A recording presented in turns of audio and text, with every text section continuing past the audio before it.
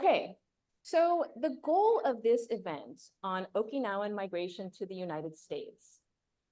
I was telling the in-person folks about this a little bit, but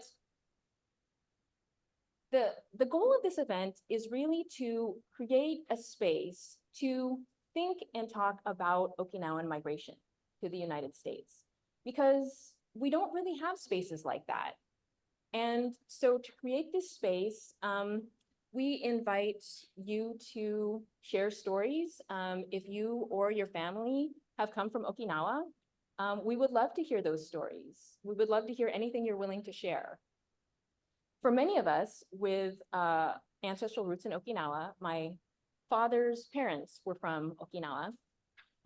For many of us, I'm a couple generations removed and I have a lot of questions. I have more questions than I do stories to share. And so I'd also like to invite people to ask a lot of questions. It's not just about sharing the stories, but it's about the stories that we don't know.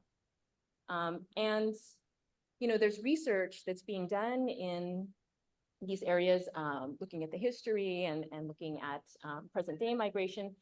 But even then, there's more research to do. So the more we can share these stories and have these conversations, ask these questions, then the better.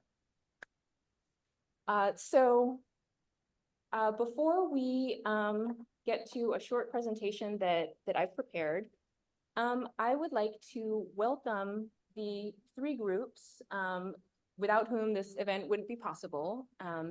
And so first, we'll have Devi Kajiyama come up representing the Beyond the Fence Collective. Am I talking to this, right? Thank you, Jane. Thank you, everyone, for your patience.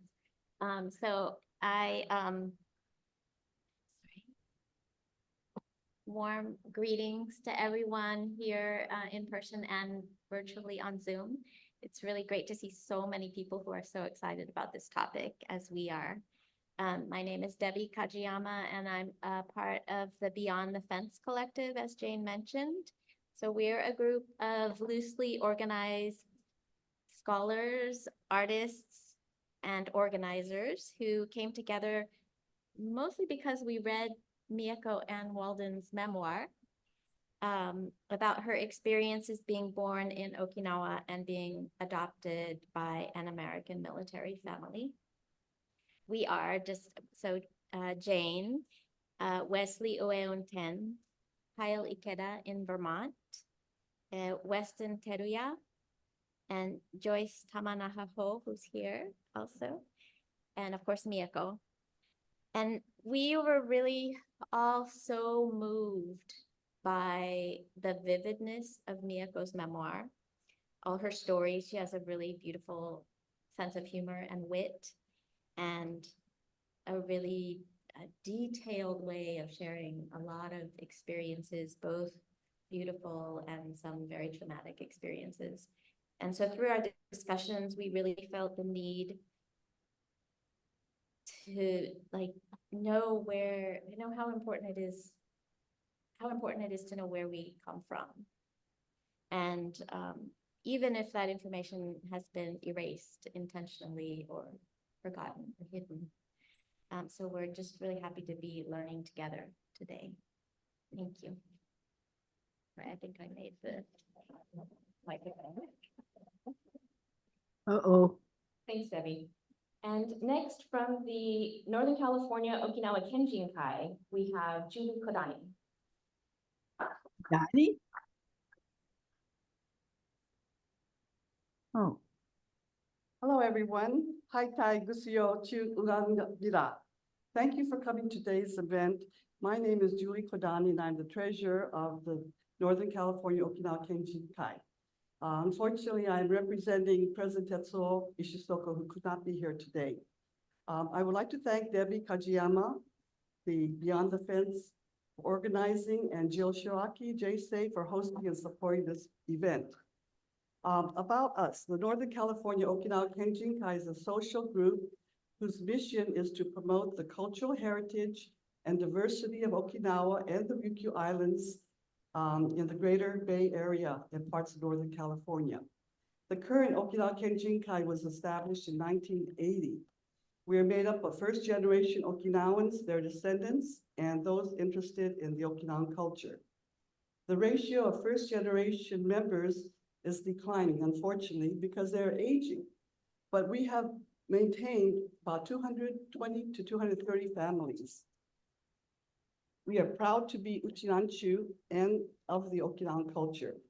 We believe that having Okinawan performing arts and cultural groups is essential to sustain and grow our organization. We've been striving to foster our next generation successors. Some of our annual events include the Shindenkai New Year celebration, participation in the Cherry Blossom Festivals in San Francisco and Cupertino, the Keirokai, which is Respect for the Aged Day, the Worldwide Uchinanchu Day, and other local cultural events. Throughout the year, members of our Geino Bunkabu, which is the performing arts group, and Okinawa Eisa Shimadaiko participate in performances showcasing Okinawa's cultural heritage in public forums. So please come out and check us out. Thank you. Ippe nife deirinu.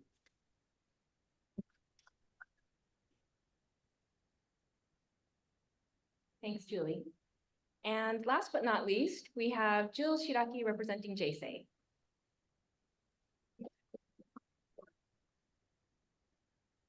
Hi, everyone. Welcome to J-Sei. J-Sei is a community and cultural organization. We serve seniors throughout the week. We provide hot lunches that are aided by a number of volunteers that help do home delivery. So we provide Japanese American meals across the East Bay, both Alameda County and Contra Costa counties. And during the week and on the weekdays, we see clients here. We have classes and program. Today, there's a Japanese woodblock print workshop in the gallery. And yesterday, there was a botanical print workshop. And this coming Friday, we're going to see a Japanese movie with Misori Hibari. So we have a monthly movie night. There are many, many ways you can join us. And so please check out our website, www.j-sei.org. And I do want to say that we've known Jane for a long time. She served on our board. It's been wonderful for her to share her questions, her inquiry, her scholarship. And I'm especially excited about this collaboration we've had with the Northern California Okinawan Kenjinkai. I, like Jane, half Okinawan on my mother's side, third generation, and very little connection to that culture and history until last year when I got to visit Okinawa for the first time with my mother. And so still kind of taking all of that in and listening to others and very curious and interested in learning more. So thank you, Jane.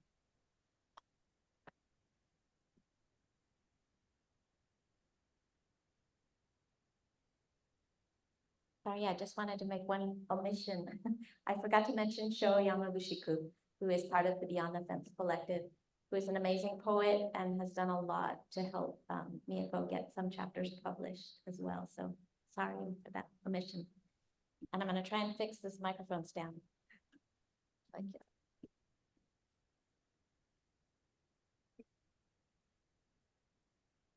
I can just hold. Okay. No.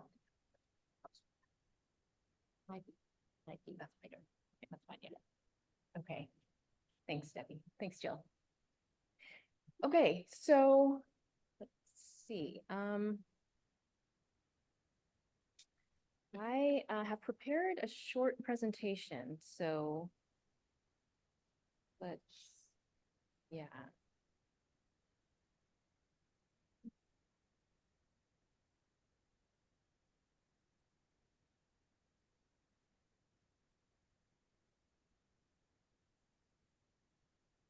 Wait to make sure that that's up for the Zoom people.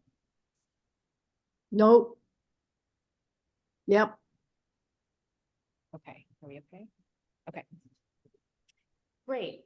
So Today, I want to talk a little bit about Okinawan migration to the United States. My research, I'm doing research on what it means to be Okinawan in the continental United States. And I was telling the folks in person that, in doing that research, I have come across a lot of information that I don't think most people know about. And I wanted to create a space to think about what it means to be Okinawan and think about Okinawan migration to the United States in particular. In some ways, Okinawan migration to the United States seems like it might be a simple topic, but it's actually, once you dive into it, it's much more complicated than it appears on the surface. And so today, my goal for this event is really to share a little bit, but not to spend time answering questions or focusing on my research. Really, the purpose of my presentation is to help fuel the discussion and really to have participants, both in person and online, really have a space for sharing stories when you have Okinawan migration stories yourself or in your family history, and also to ask questions. So I just wanted to emphasize that point that I really hope people can share any questions they have. So the plan is I will do this presentation, and then afterwards we'll get into some small discussion groups, and then after that we'll get into a large discussion group with everyone. So you can, as I'm talking about things, you can start to think about things that you might want to share and ask when you get into the groups later. Okay, so I wanted to start with some overall statistics, just to give you a sense of it. Approximately 10% of Nikkei around the world are actually Okinawans. Even though Okinawa's population is only about 1% of the population of Japan. And in this talk today, I am just talking about Okinawa and Okinawans, but I wanted to put a little asterisk there and recognize that there's a lot of different language that people use, talking about Uchinanchu or Shimanchu or Guchuans, and that would be a portion of another presentation. So I'm just gonna mention that, and in the discussion, maybe you can describe words that you choose to use if you identify as having ancestral roots in Okinawa, or ask questions about what the difference is between the terms. So in the pre-war period, emigration from Okinawa Prefecture was one of the largest. And I say it was either the first or the second because one source I found says that it was the largest, and one source I found said it was second largest. So I'm still looking into that. And I've actually found with several topics, there are multiple perspectives, depending on sort of how you look at information about Okinawa. So that's also interesting to me. So post-war emigration from Okinawa was the largest. Everyone agrees that of the 47 prefectures that exist now, since Okinawa is a prefecture now, that we can look back and say, well, emigration from Okinawa was the largest in the post-war period. And it's hard to see because of the Zoom things, but I have a little asterisk there. And at the bottom of the slide, it makes the point, it's covering my screen too. At the bottom of the slide, it says that Okinawa was not a Japanese prefecture from 1952 to 1972, explained later. So I just wanted to kind of put that out there, that when we talk about emigration from Okinawa, Okinawa is a Japanese prefecture now, but there was a period when it was not. So Okinawa Prefecture was created, and then there was a period when it was not a prefecture, and now it is a prefecture.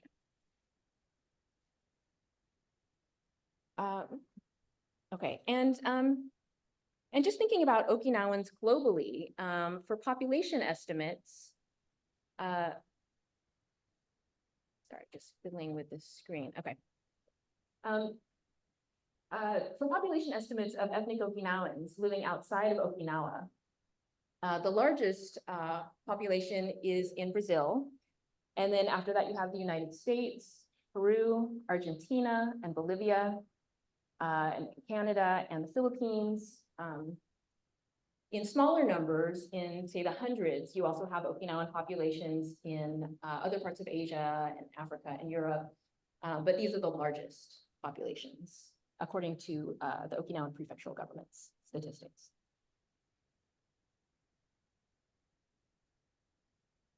Okay, so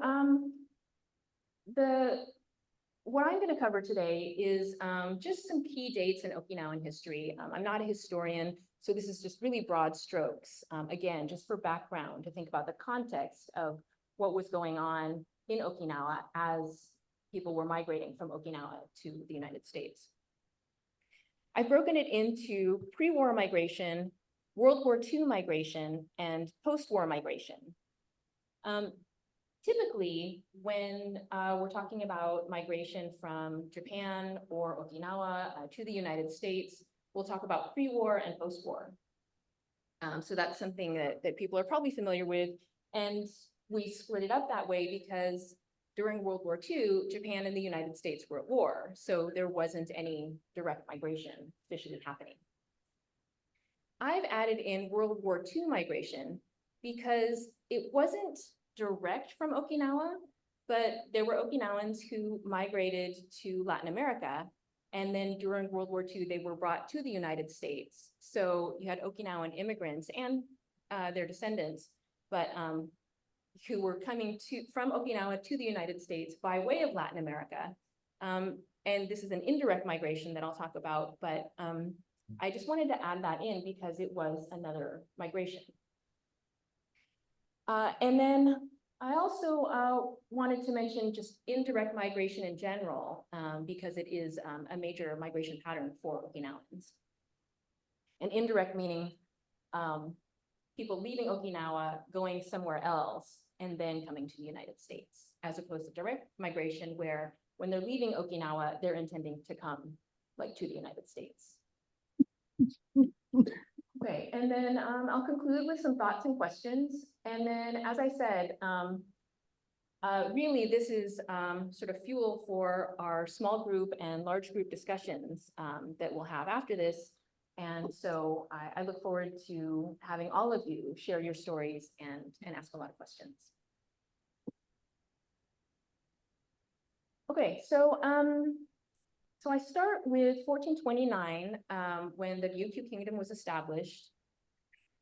And each one of these points could be described in a lot more detail. So I'm going to go really quickly, but again, this will encourage people to ask more questions. In 1609, the Satsuma clan invaded the Ryukyu Kingdom, and the Ryukyu disposition took place. So this is actually a very complicated historical period. It was before Japan existed, so that's why it's not Japan invading, it's the Satsuma clan invading, because Japan didn't exist, it was still lots of different domains. So, and it was a very complicated relationship between the Satsuma clan and the Ryukyu Kingdom. So yeah, that's for a whole nother talk. But it's a very interesting historical period if you are interested in looking into that and reading more about it. 1879 is when Okinawa Prefecture was officially created. So as Japan, well, I'll go into this in the next slide. So I'll just say that here, that 1879 is the official date where we think about Okinawa Prefecture existing. And then 20 years later, large-scale immigration to Hawaii began. And the immigrants left Okinawa in 1899, December, and arrived in January of 1900. So depending on the history that you read, they'll focus on people leaving Okinawa in 1899 or arriving in Hawaii in 1900, And this bothered me, so I wanted to put both dates on there to clarify why they left one year and arrived the next. And then I'm jumping ahead to the Battle of Okinawa because that was just a huge historical moment for Okinawa. If you're not familiar with the Battle of Okinawa, it lasted for 3 months. A quarter to a third of the Okinawan population died, and just there was a lot of devastation in terms of infrastructure. It wasn't just humans that were killed, it was also institutional knowledge, cultural knowledge.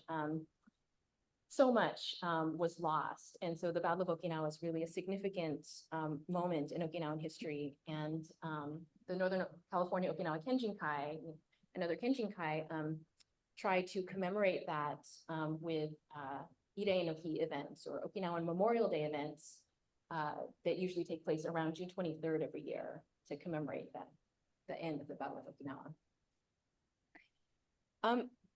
Okay, so the post-war period is where I think a lot of this is things that people have probably not heard. From 1945 to 1952, it's well known that the US-led allies occupied Japan.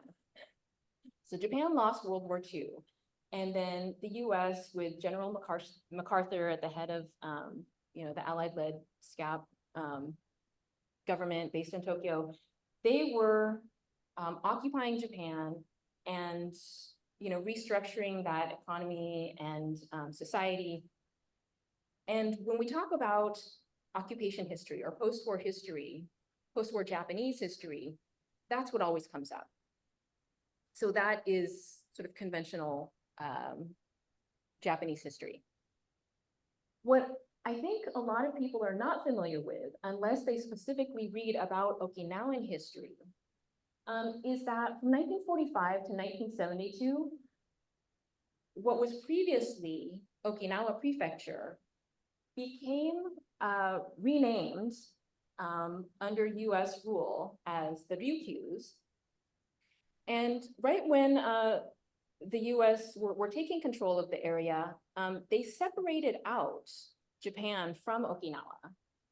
And so Okinawa was administered differently. So from 1945 to 1972,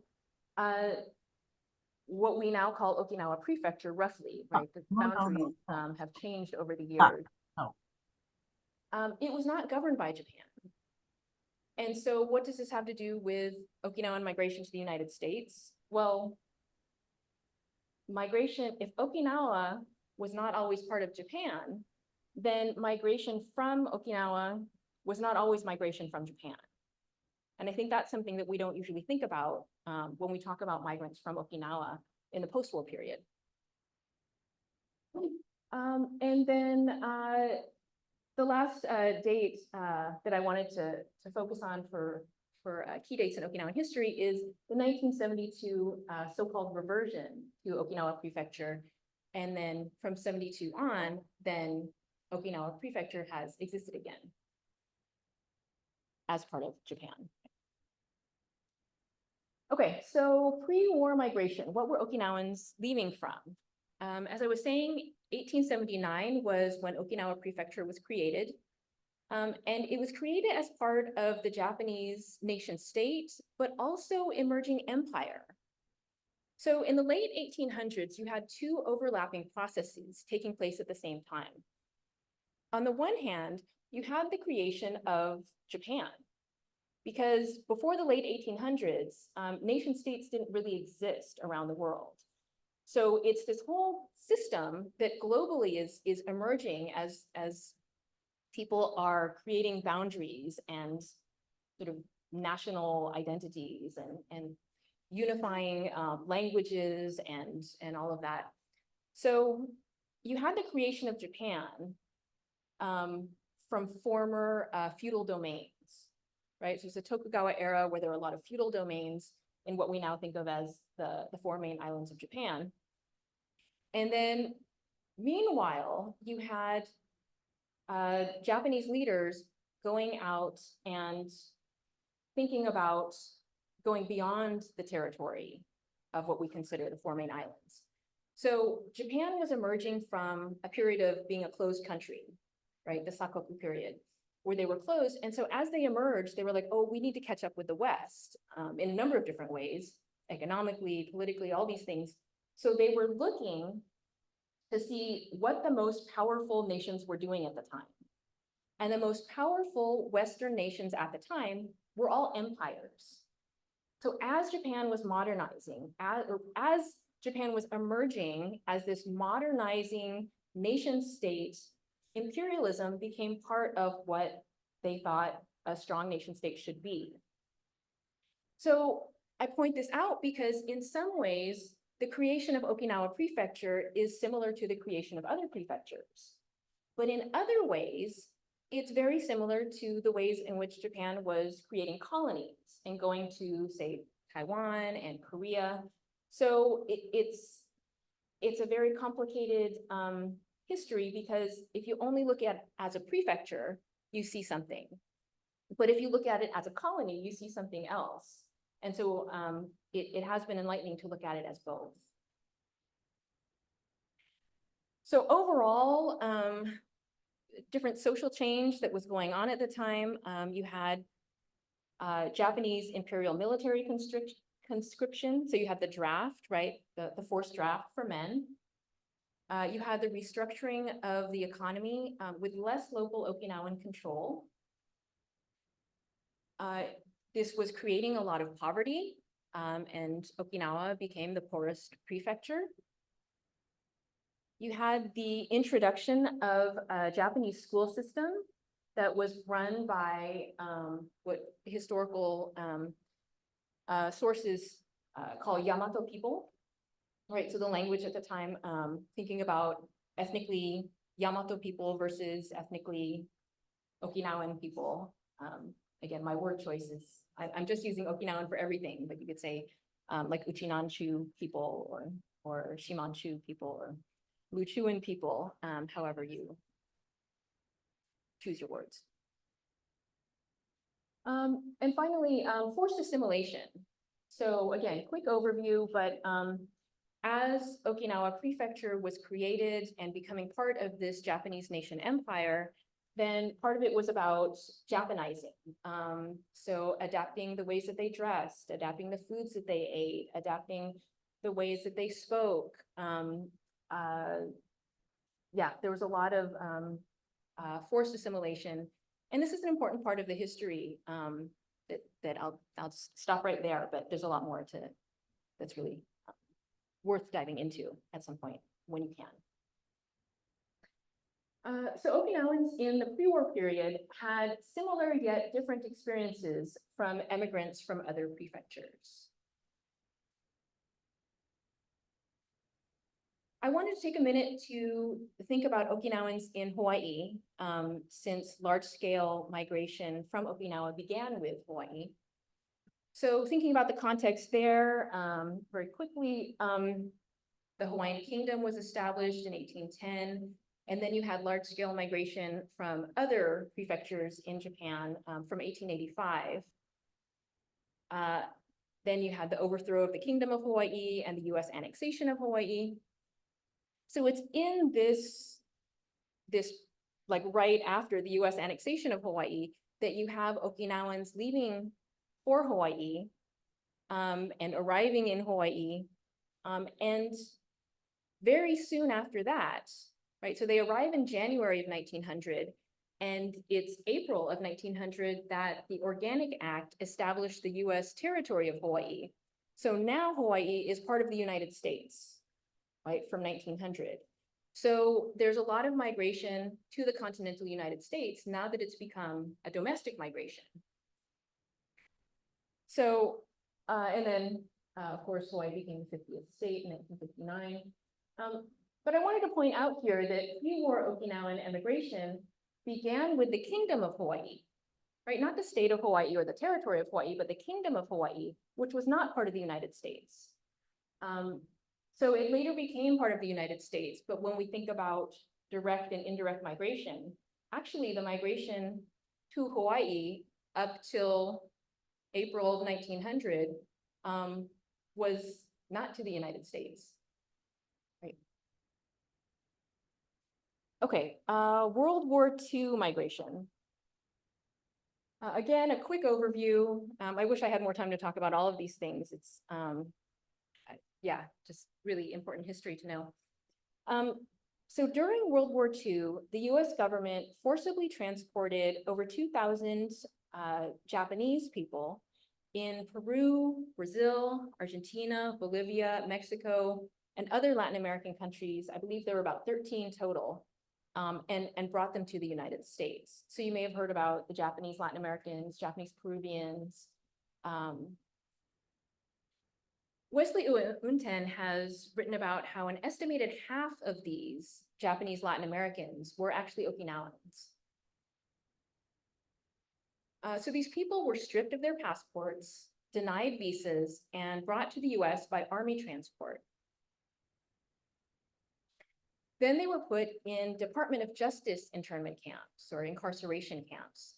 So not the War Relocation Authority camps like Topaz or Minidoka, but Department of Justice internment camps such as Crystal City. And as I was saying, when we think about this migration of Okinawans to Latin America and then to the United States, it's an indirect migration. It was also involuntary. So when we think about migration, there's different kinds, right? And a lot is voluntary, but this was involuntary, but it was still a form of migration. It was a way that Okinawans got to the United States. And it was also undocumented, right? Because they were stripped of their visas, stripped of their passports, not given visas. They were just, for all intents and purposes, they were kidnapped and put on US Army transport. So they didn't go through immigration. They were just brought to the United States. And there were consequences later where then when they were released, then they were in the United States, you know, so-called illegally, you know, undocumented because the military had not provided them documentation. And so I just wanted to kind of think about this migration alongside the other migrations when we think about how Okinawans have come to the United States. Yeah, because we don't usually talk about this kind of forced, involuntary, indirect migration, undocumented migration as part of migration history. So in the post-war period, as I was saying, from 1945 to 1972, Okinawa was not governed by Japan. It was governed by the US, first by the US Army, and then it switched to like the Navy, so the US military. And then it was transferred to a US civilian government, but always by the US. And they renamed the region the Ryukyu Islands. So in that period, you'll hear talk about the Ryukyu Islands, and that's really the American conception, so that they weren't using terminology created by Japan. And I will just take a brief second to point out, you know, you had the Ryukyu Kingdom, which, and Ryukyu was the name, well, okay, that's another. The language that's used has been just fascinating, so I'm going to try not to go into that discussion. But you have the Ryukyu Kingdom, and then Okinawa Prefecture as a creation of the Japanese government, and then you had the Ryukyu Islands as a creation of the U.S. government. And so it's just interesting, some of these name changes and sort of the implications. Okay, so in the post-war period, as I was saying, the 1945 Battle of Okinawa created just poor conditions. People were growing hungry. They didn't have clothes and food and material resources. I've read stories about people sleeping outside. There wasn't shelter.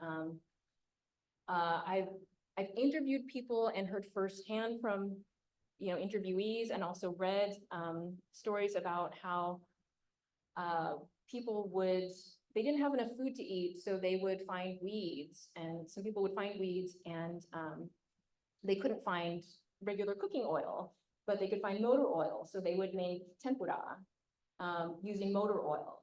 And the first time I heard that story, it was hard to believe, and I kept seeing this.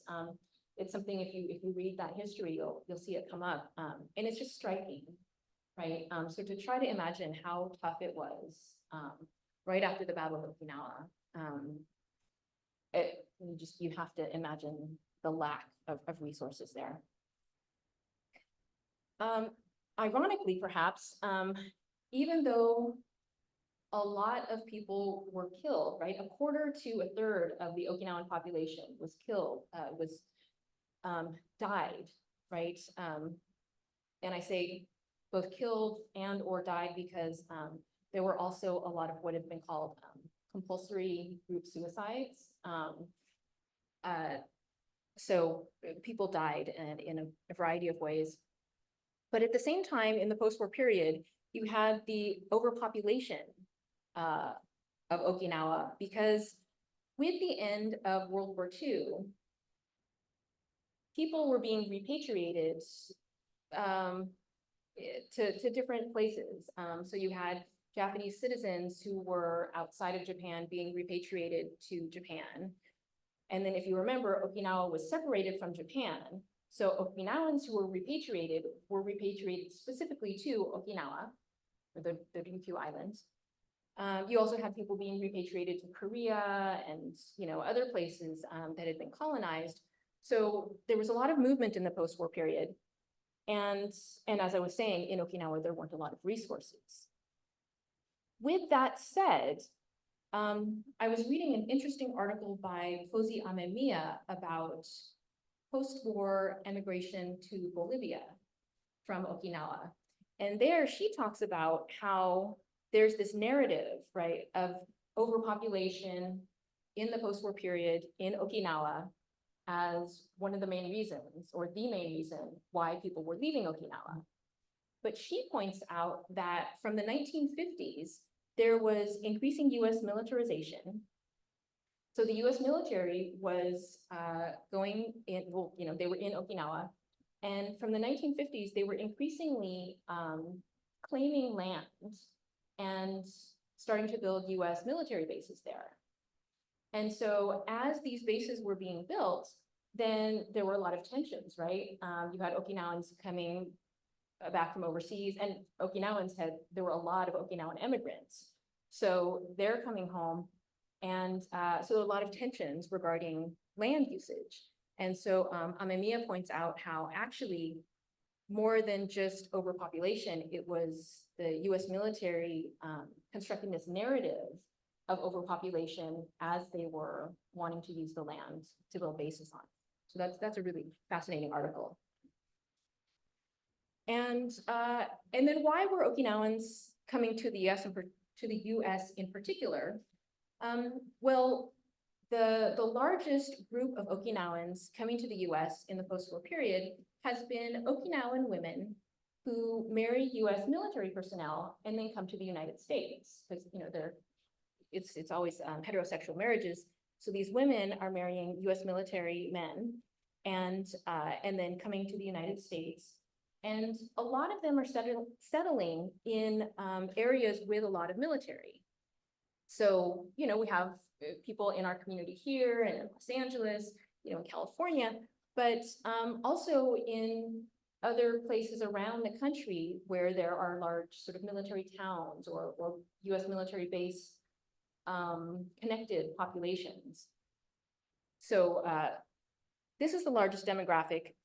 With that, I also want to pause and say that, in our local community, in addition to a lot of these Okinawan women, we also have Okinawan men who have come, and Okinawan couples who have come, and we have in our community, someone who was adopted from Okinawa into a US military family. So there are a lot of other stories that I hope people can share. And another point about the US military presence in Okinawa is that research has shown how American culture and influence encourage migration to the US, exposure to US culture. So Nadia Kim is a sociologist who's looked at the US military in Korea and how Koreans being exposed to, you know, American media, like watching American movies and seeing American foods, they're exposed to not just like tangible items like food, but also like ideas of what it means to be American and ideas. She actually looks at ideas of race and racism and how before Koreans come to the US, they actually understand a little bit about race relations in the US and have picked up some of the connotations that they get from American culture represented outside of the US. Briefly, another sociologist, Yamashiro, has looked at how US military presences outside of the US encourages migration to the US. So she talks about how like the US military presence in Southeast Asia has encouraged migration, you know, from Southeast Asia, and a lot of US bases in the Philippines has encouraged, you know, folks from the Philippines in particular, right, to come. So just for context. So although post-war Okinawan migration now might be thought of as being from Okinawa Prefecture, it's important to recognize how Okinawa was not always called Okinawa, was not always Okinawa Prefecture. And so the ways that Okinawa has also been highly militarized, all of these things are shaping the ways that Okinawans are coming to the US, their experiences and how they're getting here. Okay, indirect migration to the United States. So I wanted to just point out here that the Okinawa Club of America has a book called The History of Okinawans in North America. And it's a great historical reference if you're interested. They point out how Okinawan migration patterns to the US differ from other prefectures. So this is focusing on the pre-war period. And they point out how in the pre-war period, few direct migrants came from Okinawa straight to the US. They were actually coming via Hawaii, right, the Hawaiian Kingdom, as well as via Mexico, Peru, and Canada, among other places. So they mentioned how in 1889, it was the first Okinawan came to the US, and he came via Canada to California and then Arizona. So we can talk about Okinawan migration or any migration in terms of individual migrants and also in terms of large-scale migration. So this 1889 date is thinking about the first like individual Okinawan in the United States. But then when we think about large-scale migration, then it was really that larger group that was going via Hawaii and coming from 1900. Why is indirect migration important? Well, it shapes the Okinawan communities in the United States. And what it means to be Okinawan, it differs by place, right? What it means to be Okinawan in Okinawa is different from what it means to be Okinawan in Hawaii, is different from what it means to be Okinawan in California, and even California to New York, right? Within the continental US, there's some differences. So since what it means to be Okinawan differs by place, where Okinawans have been raised and lived, it shapes their experiences and their identities. So knowing this migration history, it helps us to better understand the community. Many Okinawans in the United States have these histories of migration through other places, and this connects the global, right, Okinawan histories and communities.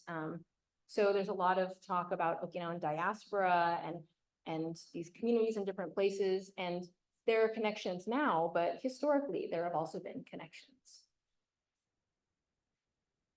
So in conclusion, I've got some thoughts and some questions. Okinawans comprise a large portion of the Japanese citizen immigrant population. In the pre-war period, Okinawans were migrating as Japanese citizens, but Okinawa Prefecture was a recent colonial creation, right? Just 20 years in between the construction of Okinawa Prefecture and then the large-scale immigration. We often hear about direct migration from Okinawa and from Japan to the US, but we don't always talk about indirect or especially about forced migration. And to think about it in those terms, how does that change the way we think about our migration history as a community, about migration in general? Just kind of wanted to put that out there. Post-war Okinawan migration is different from post-war Japanese migration because Okinawa Prefecture stopped existing for 27 years. And Okinawan migration is typically subsumed under Japanese migration, but what can be gained from separating them out and rethinking that relationship? And you can maybe take that home with you. If you can start to answer it today, great. But I would really love to just sort of send you home with that question. And so this is the transition to everybody here today. What stories and or questions do you have? And so what I'd like to do now is have everyone get into small groups. We'll put you in groups of about 3 or 4. So in person, we'll let you just sort of choose your own groups. And in Zoom, I believe we've got some breakout rooms that we'll just randomly put people into. What I'd like you to do is if you could please start out maybe just going around the group with some brief self-introductions. Just go around, maybe everyone could say what your name is and where you grew up, where you live. And then once everyone has had a chance to speak, then I'd like you to go around and for those from Okinawa or with family from Okinawa, if you know, if it's your family who came from Okinawa, if you know where they came from, and if you know when they came, if you could share that. And if you don't, that's perfectly fine too. That's the question part where the questions are equally important. So, so there will probably be just, some people speaking that round. And then finally, I would love to have people just share questions. And for the people in person, we've got some paper and pens for you. On Zoom, if you could take some notes and maybe put some questions in the chat. And one of the goals for today is the sharing of these stories and also the gathering of these questions. So I just really want to emphasize how having questions is important too, because there's a lot more that we need to learn. And some of these questions may or may not be answerable. Like I wonder, why my grandparents came to the US and not somewhere else. Did they want to go somewhere else, but it was easier to come here? Or like, I'm not sure. But, that question helps drive my research. I may not know about my family, but if I can kind of learn some of these other things about Okinawan history and individual experiences more, then that can kind of fuel my curiosity. Okay, so after about, say 10 to 15 minutes, we'll reconvene in a larger group and then share. So with that, I'll send you off. Thank you. Oh, Laura's here. Okay. Okay, so Laura's gonna come up here and talk up here. Great. Hi, okay. Basically, my mother always would tell the story about, they had this family they were really close to. They were really, my grandfather's best friend was the father. And at some point, there were all these little kids, and they were told, this is the time when this family changes their last name, and they are now to be known as the Yasudas. But It's just tradition and they changed the last name. And my mom always wondered later, did they change the last name because they were actually Okinawan? Or were they perhaps from a Japanese, one of the lower caste Japanese? So it was a way to disguise it. And, you know, one of these things of why be discriminated against if you can just change your name and no one knows, so you might as well do it. And I'm just curious if that was indeed the case for anyone, that anyone knows of something like that. Or did people just go on ahead and give their names and you know, whatever happens, happens?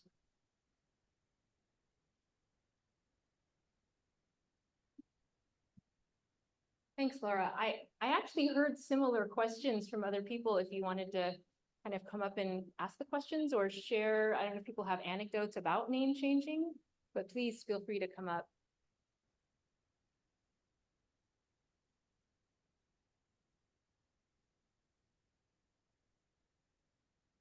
Hello, I'd like to address that too, the name changing, and maybe ask this question for Jane and others. We know that Okinawan names have changed over time from prefecturization, I suppose. And we know that many Okinawan names have been Japanified and or masked to sound like mainland Japanese names. I'm wondering how this complicates our immigration and genealogical searching. And I want to, I guess, reinforce how important it is for those of us that are doing this work to find the true pronunciation of your surnames because they've changed over time. And these are things that I'm learning too, and I'm so grateful that everyone's curious about it and excited to share, but thank you.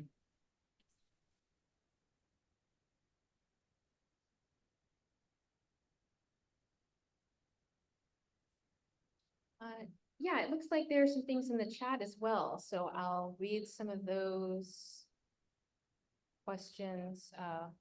What constituted a kingdom? Start with that one. Ellen in the chat was asking, what constituted a kingdom? Was there a king? What languages or dialects were spoken in the islands? After immigrating to the US, was Okinawan dialect spoken or standard Japanese post-war? Were Okinawans ever sponsored? What kind of work did they perform? Farmers, domestics, skilled labor, educators? Lots of great questions. And let's see, what else?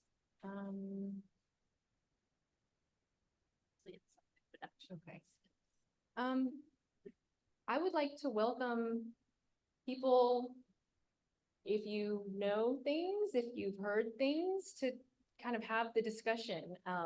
Again, I'd like to play moderator today because you heard from me a lot. But I really wanted this to be the space for everyone to try to kind of talk and share thoughts. There's someone who has their hand raised. Oh, okay. And someone on Zoom has their hand raised. They want to. Hi.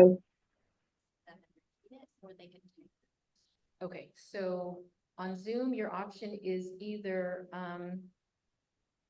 tell your question to Debbie and she will repeat it, or you could type it in the chat for the Zoom folks. So Can they unmute themselves? I think I saw it unmuted. I did so if you'd unmute. like to- You want me to just talk? Okay, so we're getting that question. Yes. That's fine. So someone's gonna. Yeah, she's asking. Meanwhile.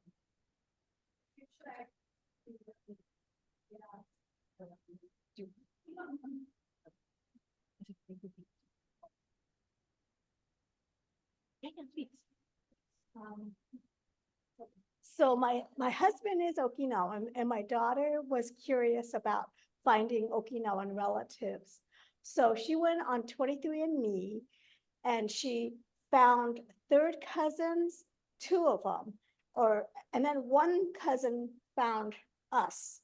And he came to Berkeley to meet us And, you know, he has a different family name, but he's Okinawan. And then when we went to Uchinanchu in Okinawa a couple of years ago, my daughter met the other 23andMe person who contacted her. So these are third cousins. That's not that removed, you know. So anyway, and he was from Hawaii, but everyone in Hawaii seems to me is named Arakaki. I met so many but they weren't all third cousins. So anyway, that's a good source, I guess, 23andMe, if you kind of want to find out sort of that thread. So that's just all I want to say. Okay, I'm gonna ask you to listen to your question directly. Is that okay? Yeah. Yes. Yeah. Thank you, Yayoi.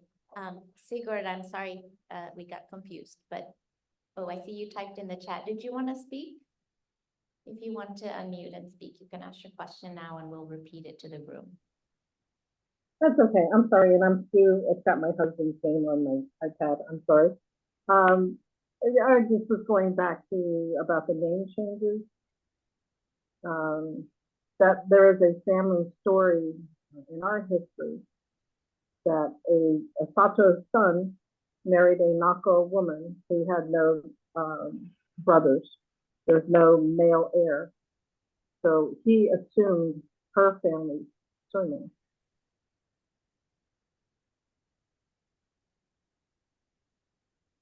So we've been trying to get to the bottom. Can I be heard?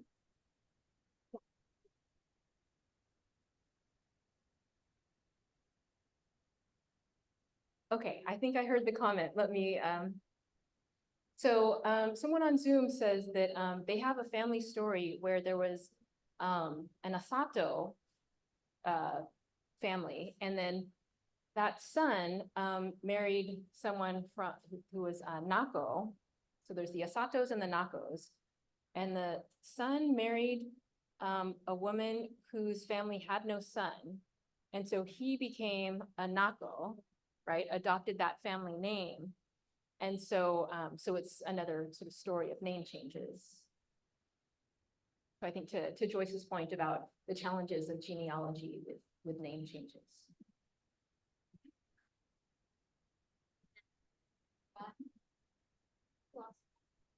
Oh, okay. And let's see, another comment from Zoom.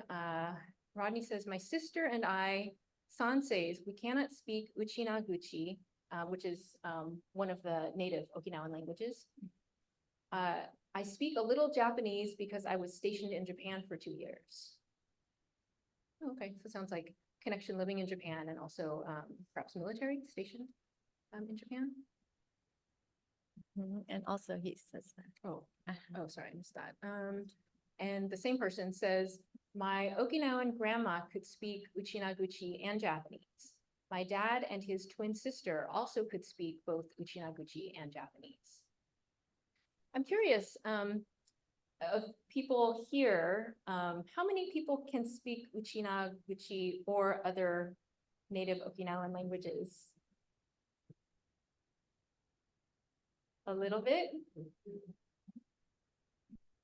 Okay, I think there's at least a couple people that may not want to have a lot of attention drawn to them, but in our community here, we have some speakers of native Ryukyuan languages. For people who are at least a couple generations removed, like say your parents or grandparents or great-grandparents came from Okinawa, do you know if they spoke, or do you know what they spoke in terms of Ryukyuan languages? Oh. If anyone wants to share anything about language. Yeah, do you want to?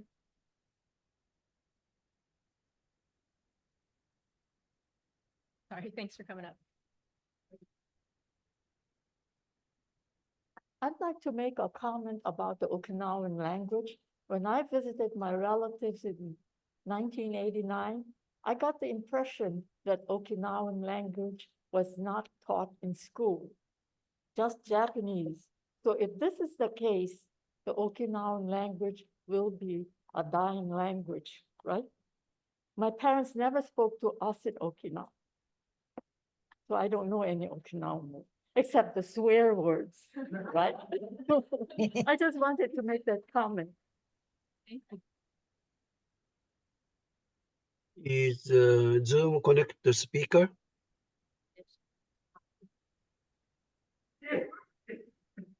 Okay, and comment in the chat. Let's see. Al says, when doing genealogical searches, it is really important to search on the kanji itself, as there are many readings of kanji. That's a great point. And Leah says, I was wondering if there was a good genealogy company for Okinawans. I heard Ancestry.com has more of a European database. I've gotten a few links. And then they also ask, how many dialects of Okinawan language are there? And then Maria, oh, sorry, is that Maria or Marla? My eyes are. Marla, okay, thank you. Marla says, I have a similar family story. An Okinawan librarian told me that taking on the bride's family name was not uncommon in the old days. An Arakaki ancestor married a Kawamichi woman whose family had no male heir, and he took on the Kawamichi name. And then Yoshimori says, yes, 1960 at school, they did not encourage speaking the Okinawan languages at school, in school. Was there someone else on Zoom that wanted to say something?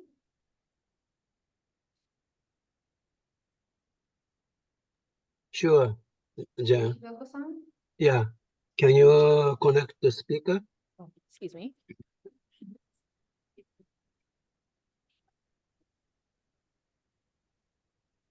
Ready? Okay, go ahead. Okay, I'm going to comment language issue and the name issues. The language issues after Meiji government Ryukyu Kingdom changed to Okinawa Prefecture. After that, we are prohibited to use Uchinaguchi. That's the reason. Then at school, if you use it, you'll be penalized.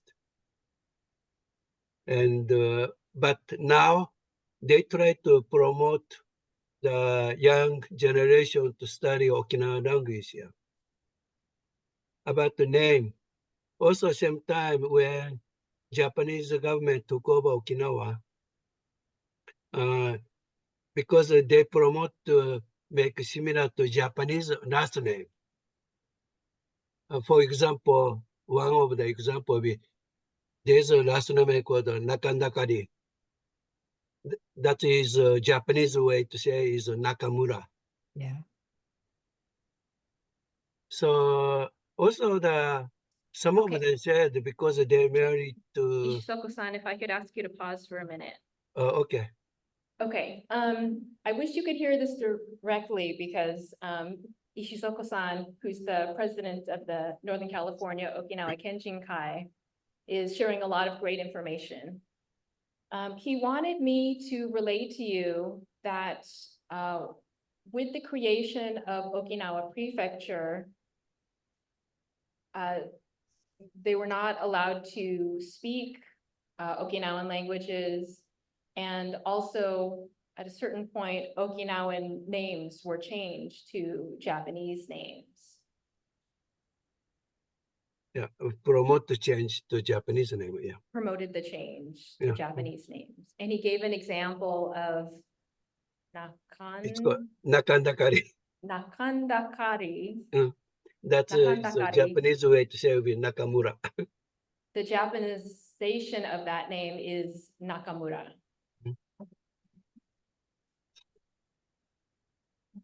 Yeah. Also, nowadays, right? I mean, for young generation, Okinawa Prefecture promoting to study Uchinaguchi. And he also pointed out that although previously Okinawan languages were not taught in school, now the government, the Okinawan prefectural government, I believe, is promoting more of the native local languages. But it's a more recent development. Also, there was a question, how many Uchina language are there? I think 6. Oh my God. And he also wanted to answer the question posed earlier about how many Okinawan languages there are. And there are 6. Yeah, those are UNESCO recognized language, yeah. And they're UNESCO recognized. Mhm. Right, Like, for United example, Nations. I'm from Yonaguni Island, and my Yonaguni language is very different from Uchinaguchi. Ishitoko-san is from Yonaguni Island, and he was pointing out as an example how his language in Yonaguni is very different from Uchinaguchi. Yeah, for example, I think Nihei Debiru is very known to many people. So for example, in Uchinaguchi, thank you would be Nife Debiru. And my island, we call the Fugarasa. In Fugarasa. his island, they say Fugarasa. Fugarasa. Uh, Fugarasa. yeah, that's correct. So they're mutually unintelligible within the islands. Some of them are very similar, but some of them are very different. And he says some of the Ryukyuan What is languages are more similar and some are more different.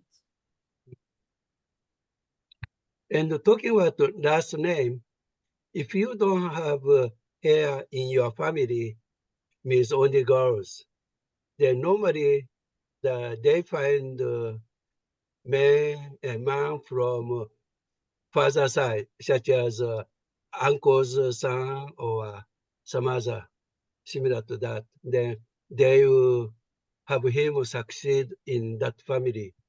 In that case, most of the property goes to him. I think he also said, you can correct me if I got this wrong. I think he also said that when there aren't heirs in a woman's family, then sometimes they'll go to They find someone from father's side. Someone from the father's side. Yeah, such as father's brother's son. Such as the father's brother's son. Or father's cousin's son. Or father's cousin's son. And then they become an heir. Mm-hmm.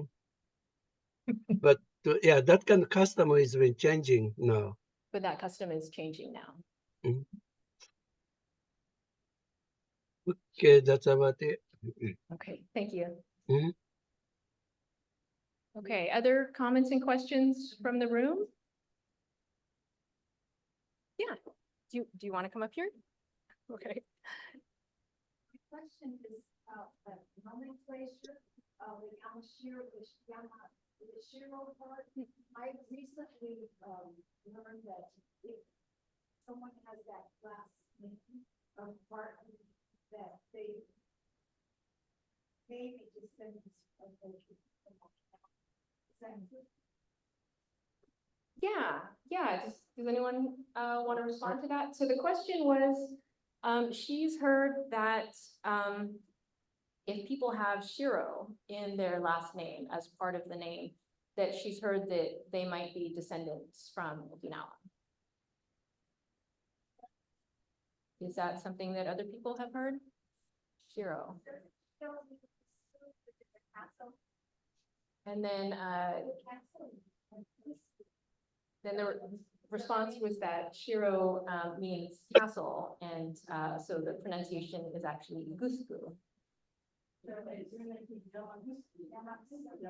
Yeah, so my Japanese name is Yamashiro, but the Okinawan pronunciation would be Yamagusku or Gushku.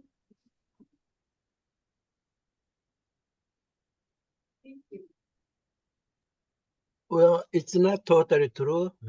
For example, one example, there is a person's name called Jonouchi in Japan. Then Okinawans.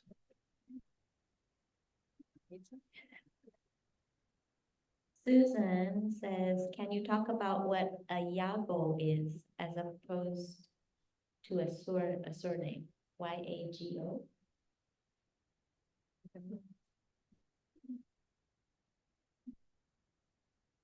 Can anyone respond to that? A yago.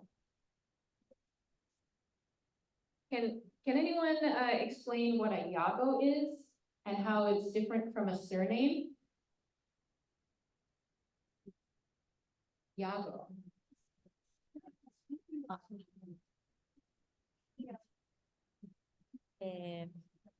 Theo says, Y-A-G-O-O, I don't know if I'm pronouncing it right, is very important house name. Village usually has 4 people with the same name. And then Al says, I think a yago is a clan name. Oh. Oh, interesting.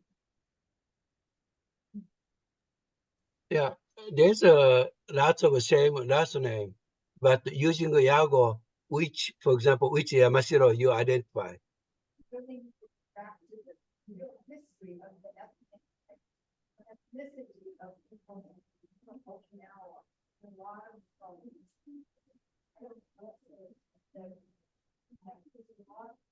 has a lot to do with questions that you have today, how they, the migration and all that, and also the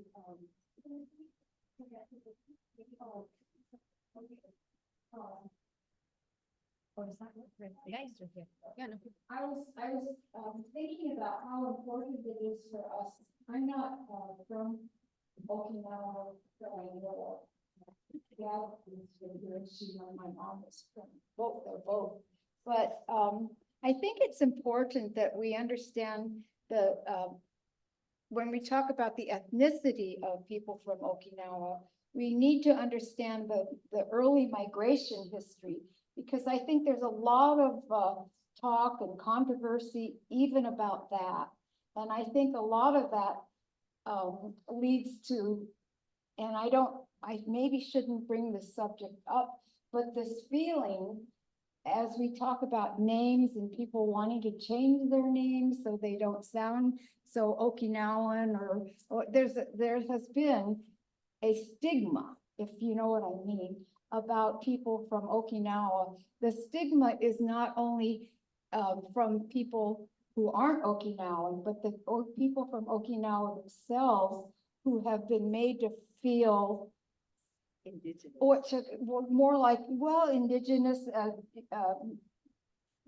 what's her name said that, but the feeling is what I say, and I excuse my phrasing, but this feeling of being less than. Do you know what I mean? And I'm sorry to bring it up that way, but I'm just that way myself. I fight for the underdog, and I believe in many relationships that I have had and people that I know in friendships and just accidentally meeting people, there is this unspoken stigma. Do you know what I'm talking about? And I'm sorry if I brought up something that's unpleasant, but I think we need to, in this day and age, we really need to overcome those feelings, and the only way to overcome them, now I'm lecturing, is to start talking about it and saying, you know, I'm proud of my ethnicity or my ancestors, or how hard my parents and grandparents worked to get here. And so we got to cut out this feeling of less than. So I'm going to stop. But Yeah, that's right. So that's Thank you, Joe. Others? Comments, questions, anything? Yeah. I'm glad I say that now because I'm glad, because you know, I just said to myself, You made the Ondago, that That's, she made the ondog, I call it ondago, but ondagi that's there. And she's one of the best bakers in the house. We all know that. But however, you know, when you went up there, Yuki, you know what I said to myself? And I'm bearing my soul, part of my soul, but that's how I am. I said, I didn't know Yuki was Okinawan. And so I'm just echoing, I myself must have that in me. It was not beaten into me, but this feeling that there's this tone that shifts when people say, oh, they're from Okinawa. Do any of you have that feeling, or is it just me? Or you do too? Okay. That's exactly why I'm. Well, that.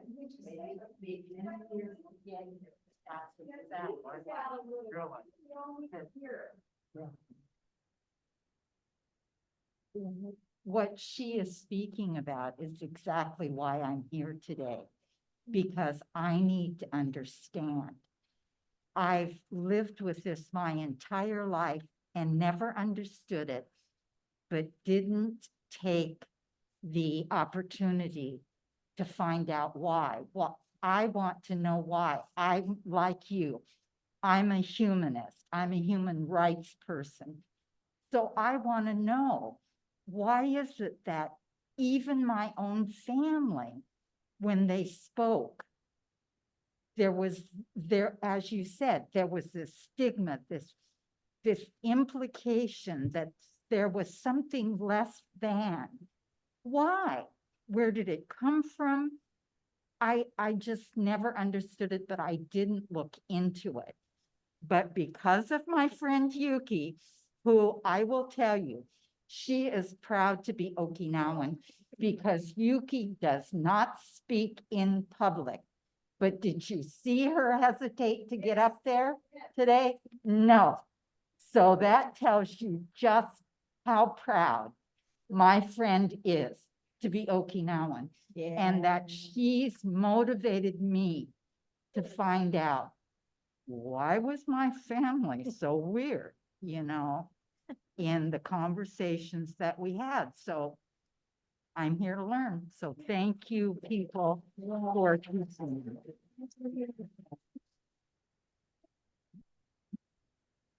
Hey, Jen, do I make a comment?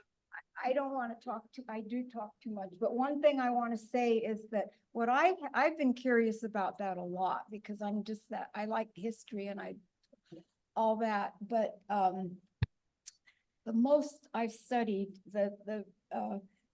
what I've come up with, it has to do with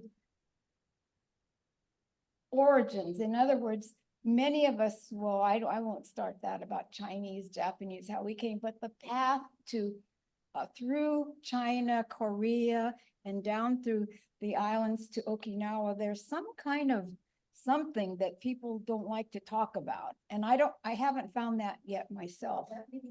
All right, I'll talk to you later. All right. Jen, can I make a comment?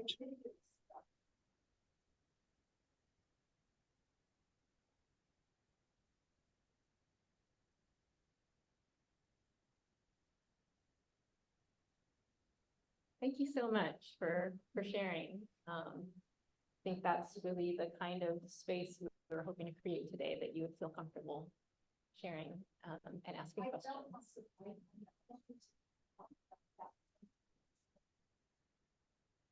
But that's really the kind of conversation I was hoping for today. So I'm actually getting a little emotional.